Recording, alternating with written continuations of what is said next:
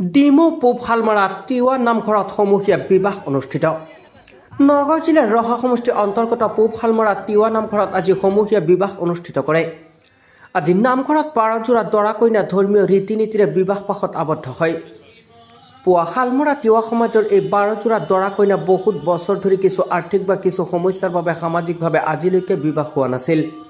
কিন্তু পুৱা শালমৰা তিৱা সমাজৰ ৰাইজৰ প্ৰচেষ্টাত আজি 12 দৰা কইনাৰ সমূহীয়া বিবাহ অনুষ্ঠিত কৰে আজি নামঘৰৰ প্ৰাংগণত। ৰাতিপুৱাৰ পৰা উদুলি মুদুলি পৰিৱেশে বিৰাজ কৰিছে পূব শালমৰা তিৱা নামঘৰত।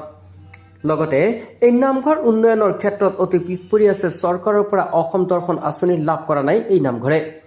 ৰহা সমষ্টিৰ বিধায়কক অনুৰোধ কৰিছে এই নামঘৰৰ বাবে অসম দৰ্শন আঁচনি অন্তৰ্ভুক্ত কৰে যেন। কি ক'ম মানে কি আৰু আমাৰ মানুহখিনিতো আৰ্থিকভাৱে মানে সবল নহয়, গতিকে তেওঁলোকক আমি এই বিয়াখন নহ'লে মানে কিছুমান সামাজিক কামতো আগবাঢ়িব সমাজখনৰ সেইকাৰণে আমি মানে গোটেই ৰাইজে আলোচনা কৰিলোঁ, কৰি তেওঁলোকৰ পৰা ন্যূনতম কিবা এটা লৈ বাকী আমি সহায় সাহাৰ্য আগবঢ়াই পেলাই আজি মানে এই বিয়াখিনি সেইটো হয় কি বহুত দিন হৈ পেলাই কিছুমান আৰ্থিক বা কিছুমান ঘৰুৱা সমস্যাৰ কাৰণত বহুত দিন হ'ল বিবাহখিনি হ'ব পৰা নাই। কিন্তু আপোনাৰ সমাজখনে আজি আগবাঢ়ি আহিছে, কিছুমান যি প্ৰচেষ্টাত আজি এটা সমূহীয়া বিবাহ হৈছে, ৰাইজৰ উদ্ধাৰ কৰিছে। এটা কি ক'ব, এটা ভাল লাগিছে আজি সমাজখন আজি উৎসৱ মুখত পৰিৱেশ হৈছে, কি ক'ব?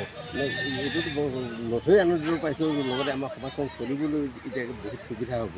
সেইকাৰণে তাৰমানে আমাৰ সমাজখনৰ কামখিনি কৰিবৰ কাৰণে তেওঁলোকৰ যিখিনি অসুবিধা, তেওঁ ইচ্ছা আছে কিন্তু আগবাঢ়ি আহিব নোৱাৰে। সেইকাৰণে তেওঁলোকক কিছুমান আমি মানে জানো এওঁ অমুকটো কামত মানে এক্সপাৰ্ট, কিন্তু এই মানে বিয়া নোহোৱাৰ কাৰণে তেওঁলোক সদায় সমাজত পিছপৰি আছে। গতিকে সেইখিনি যাতে তেওঁলোকে সেই অধিকাৰখিনি পায়, সেইকাৰণেই তাৰমানে আজি এইখিনি গোটেই ৰাইজে লগ লাগি পেলাই লৈ দিছে। ভালে আপোনালোকৰ আজি বনোৱা কৰা চবেই লাগি আছে। আজি কি বনাইছে আপোনালোকৰ? কি বনাইছোঁ মানে আপোনাৰ দালি, এই মাছ, এই পানীলাও, বিলাহী, আৰু এই বস্তুটো আপুনি ক'তো নাপাব যেন পাইছোঁ। এইটো হ'ল মাছৰ মাথা, পেটু আৰু কচু একেলগে বনাইছে, একেলগে ৰাইজক আপ্যায়ন কৰিব আজি আপ্যায়ন কৰিব।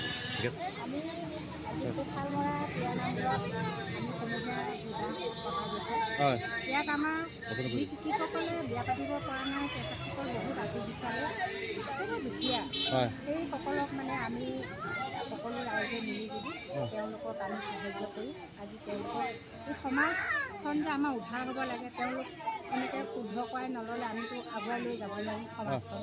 গতিকে সমাজৰ উন্নতিৰ কাৰণে আৰু ঈশ্বৰ চামও যেন তেনেকৈ আমাক দেখি যিসকলে কৰিব নোৱাৰে সেইসকলকো যেন তেওঁলোকে উৎসাহ কৰিব পাৰে, তেওঁলোকৰ কাৰণে আমি এইখিনি আমি কৰি দেখুৱাইছোঁ।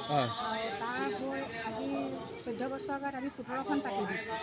আজি 14 বছৰৰ পাছত আজি 12খন 13খন আছে, আজি 13খন বিবাহ পতা গৈছে। গতিকে আমি কিনো ক'ম, আপোনালোকৰ নিউজ লাইভক সকলো কৰ্মকৰ্তালৈ আমাৰ ইয়াৰ শুভকামনা দিছোঁ। আৰু নামঘৰটো আমাৰ দেখিছে, আপোনালোকে এই নামঘৰৰ বিষয় লৈ অকণমান ক'ব। আমাৰ তিৱা নামঘৰটো সঁচাকৈ তিৱা বুলিয়ে যেন আমি পিছ পৰি গৈছোঁ। এতিয়াও চৰকাৰৰ ওচৰত আমি হাত পাতোঁ, আমাৰ MLA ওচৰতো আমি হাত পাতিছোঁ, কিন্তু তেখেতে দিম বুলি কৈ আমাক একো এটা কৰি দিয়া নাই। গতিকে তেওঁ যেন এই নিউজটো চাই অকণমান তেওঁ মনটো গলক, আমাৰ তিৱা নামঘৰটো কিয় এনেকুৱা হৈছে। ইফালে মেইন ৰাস্তা 37 নং ৰাষ্ট্ৰীয় ঘাইপথৰ কাষত থকা এটি নামঘৰ, সেই নামঘৰটো যদি এনেকৈ পিছ পৰি থাকে, তেওঁৰে অঞ্চল, গতিকে তেওঁ সেইখিনি চাওক আৰু আমাৰ কাৰণে তেওঁ সহায় সহানুভূতি জনাওক, আৰু চৰকাৰেও যেন আমাক অলপ সহায় কৰক। এইখিনিয়ে মোৰ কৈ মোৰ বক্তব্য। ধন্যবাদ। আমি আপোনালোকৰ এই চেনেলৰ জৰিয়তে আমি সকলোকে জনাব বিচাৰিছোঁ যে আমাৰ এই পূব শালমৰা তিৱা নামঘৰ, যিসকল আমাৰ তিৱা নামঘৰৰ অন্তৰ্গত আমাৰ যিখিনি তিৱা মানে বাসিন্দা আছোঁ, তেওঁলোক মানে অতিকে পিছপৰা আৰু মানে খুব দুখীয়া পৰিয়ালৰ। গতিকে তেওঁলোকে মানে বিভিন্ন এনেকুৱা আৰ্থিক কাৰণতে তেওঁলোক মানে বিবাহ অনুষ্ঠানটো পাতিব পৰা নাই, যাৰ কাৰণে তেওঁলোকে সামাজিকভাৱে আগবাঢ়ি যাবলৈ বহুত মানে হেৰি হৈ থাকে আৰু মানে নিজকে অকণ অসুবিধা পায় সামাজিক দিশত আগবাঢ়ি যাবলৈ। যিকোনো সকাম নিকাম কাজ বা কৰ্মক্ষেত্ৰত তেনেকৈ আগুৱাই যাবলৈ অকণমান মানে অসুবিধা অনুভৱ কৰে। গতিকে তেওঁলোকৰ সেই অসুবিধাবিলাক দূৰ কৰিবৰ বাবে আমি মানে সমূহীয়া বিবাহখন মানে আলোচনা কৰিলোঁ সকলোৱে। গতিকে আলোচনা কৰি আজি বিবাহ কাৰ্যটো অনুষ্ঠিত কৰা হ'ল।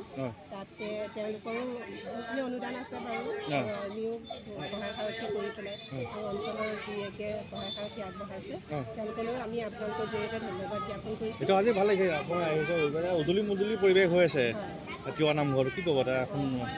সকলোৰে মানে মনত এইটোৱে আনন্দ যে আমি আজিৰ পৰা মানে শুদ্ধ হ'লোঁ, মানে সেইটোৱে তেওঁলোকৰ মুক্তি পাইছোঁ। তেওঁলোকে মানে আমি এতিয়া সমাজৰ মানে সকলোৰে লগত সমানে যাব পাৰিম, মানে পিছৰ আসনত বহিব নালাগে, আমিও সমানে সকলোৰে কাম কাজবিলাকত আগবাঢ়িব পাৰিম। গতিকে সেইটো তেওঁলোকৰ হেৰিটো দেখি মানে আমাৰো ভাল লাগিছে, মানে আমি এই কাৰ্যভাগ কৰিবলৈ পৰা আমি নিজকে ধন্য মানিছোঁ আৰু লগতে গোটেই ৰাইজখনকো আমাৰ তিৱা নামঘৰ গোটেই ৰাইজকে মানে সহায় সাৰথি কৰাৰ কাৰণে তেওঁলোককো ধন্যবাদ জ্ঞাপন কৰিছোঁ। লগতে আমাৰ এই আপোনালোকৰ এই মিডিয়াৰ জৰিয়তে যাতে আমাৰ অঞ্চলৰ ৰাইজে জানক, গম পাওক যে এনেকুৱা এটা নামঘৰ এতিয়াও আছে যিটো নামঘৰ আৰ্থিকভাৱে ইমানেই পিছপৰা, তেওঁলোকৰ মানুহখিনি ইমানেই পিছ পৰি আছে। গতিকে তেওঁলোকৰ যাতে আগবাঢ়ি যাবলৈ আমাৰ অকণ দৃষ্টিগোচৰ হয় ডাঙৰ ডাঙৰ নেতা, পানী নেতা যিসকল সকলোৰে। গতিকে ইয়াকে ক'লোঁ। তিৱা নামঘৰত আমাক বিয়া পাতি দিছে ৰাইজে সকলোৱে মিলি পেলাই।